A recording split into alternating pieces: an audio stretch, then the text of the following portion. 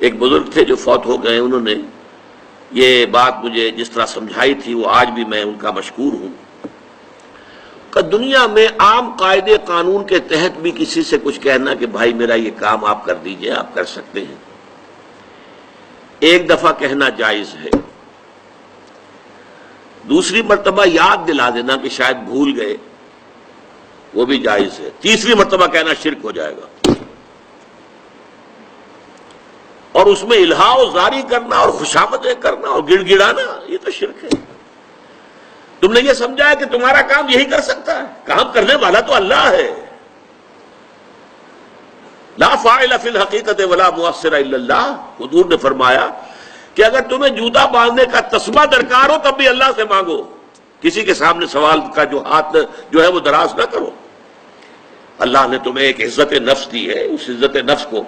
دھیلا نہ بناؤ، کسی کے سامنے جو ہے اپنا ہاتھ پھیلا دینا، اپنی عزت نفس جو ہے تو ختم کر دینا ہے، مت مانگو کسی سے کچھ۔ لیکن یہ کہ ٹھیک ہے دنیا میں کام چلتا ہے۔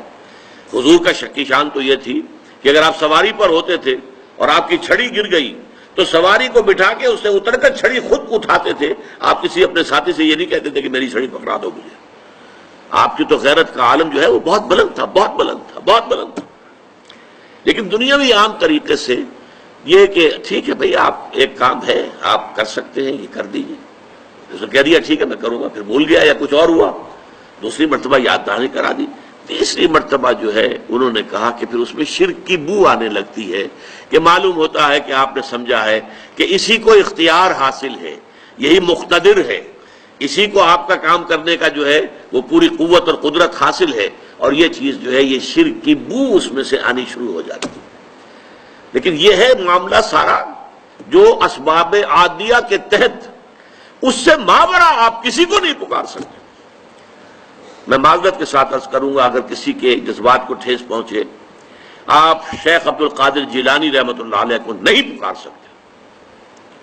محمد الرسول اللہ کو نہیں پکار سکتے، اور واقعہ یہ ہے کہ محمد الرسول اللہ کو تو پکارا بھی نہیں جاتا، پکارتے لوگ ہیں زیادہ حضرت علی کو، یا علی مدد، شرک۔ دیکھیے سب سے بات نکتے کی بتا دوں آپ کو، فرشتے کو تو ہم مانتے ہیں نا،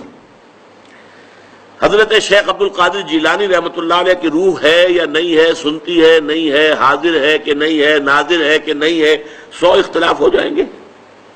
اختلافات کی جو گنجائش ہے نا۔ فرشتہ ہے یا نہیں ہے، وہ تو فرشتہ تو ہے، آپ کے دونوں کندھوں پہ بیٹھا ہوا ہے، کرامن کاتبین ہے کہ نہیں ہے، یرسل علیکم حفظہ، آپ کے جو باڈی گارڈ اللہ فرشتہ نہیں بھیجتا، لیکن آپ فرشتے سے بھی نہیں کہہ سکتے کہ میرا یہ کام کرو۔